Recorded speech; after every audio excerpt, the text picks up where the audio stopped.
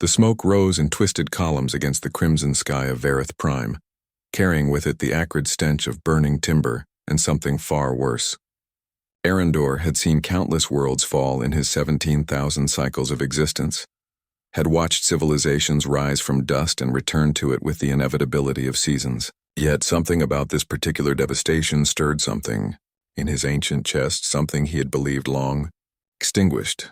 The Kreshtar raiders had swept through the human settlement with mechanical efficiency, their plasma weapons reducing wooden structures to ash in moments. The colony world of Vareth Prime had been too remote, too insignificant for the Galactic Council to protect. The humans who had settled here 3 generations ago had known the risks. They had come anyway, as humans always did, planting their flags in impossible places and daring the universe to stop them. From his perch on the mountainside, Arendor's obsidian scales caught the firelight, creating patterns that would have been beautiful under different circumstances. His wings, each spanning nearly 40 meters, remained folded against his massive frame as he observed. He had learned long ago not to interfere in the affairs of the younger species. The galaxy was cruel, and teaching that lesson through harsh experience was sometimes the only mercy one could offer. But then he heard it, a sound that cut through the roar of flames and the distant hum of retreating Kreshtar vessels, a child's cry, raw and terrified, refusing to surrender to the silence that death demanded. Arendor's ancient eyes, each the size of a human torso, narrowed. He should leave. He should return to his cave and continue his studies of quantum mathematics and temporal mechanics, the pursuits that filled his endless years. The child would die regardless. One human more or less made no difference in the grand calculation of existence, yet his wings unfurled. The flight down the mountain took mere seconds. Arendor landed in the village square with a thunderous impact that cracked the scorched cobblestones. The heat from the burning buildings would have incinerated most species, but to a starworm like him, it was barely noteworthy warmth. He found the child huddled behind the collapsed remains of what had once been a dwelling. The boy couldn't have been more than 6 standard years old, his face streaked with soot and tears, his small hands clutched around a charred stuffed animal. When the child looked up and saw Arendor's massive form towering over him, he should have screamed. Most beings did. Instead, Eli Wren simply stared with eyes far too old for his young face and whispered, "Are you going to eat me too?" The question struck Arendor with unexpected force.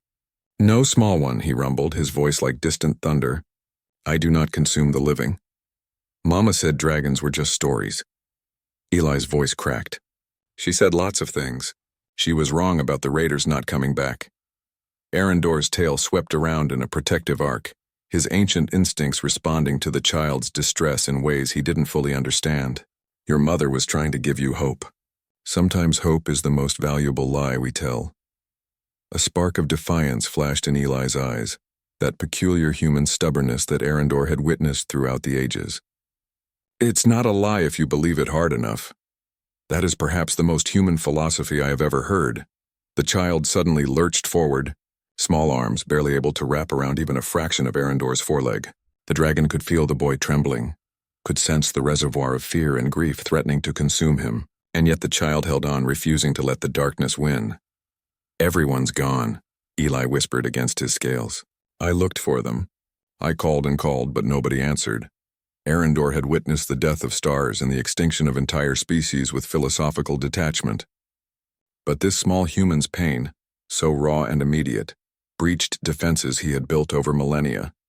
Slowly, carefully, he draped one massive wing over the child, creating a cocoon of safety amidst the destruction.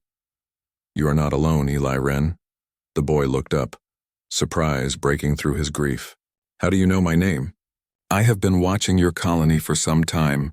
Humans fascinate me. You are so fragile, so brief in your existence, and yet you persist where species far stronger have failed.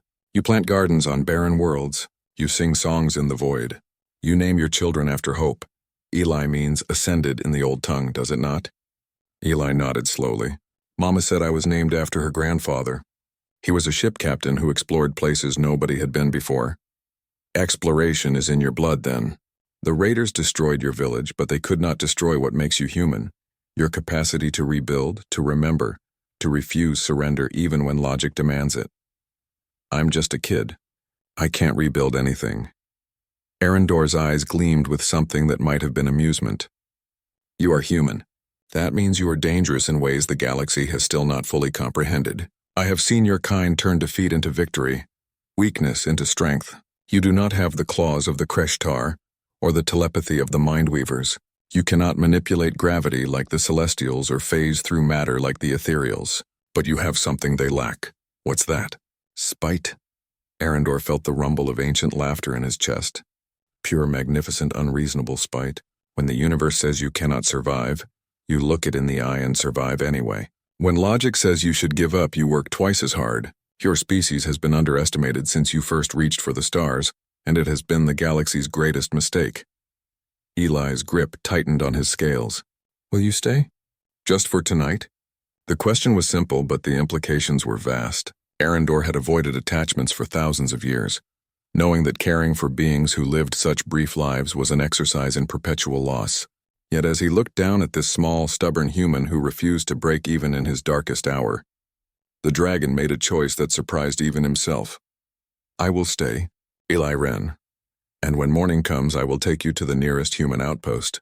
They will care for you, raise you among your kind, and someday when you are grown, perhaps you will return to this place and rebuild what was lost, because that is what humans do. And then what happens? Arendor settled his massive bulk around the child, his wing providing shelter from the cooling night air.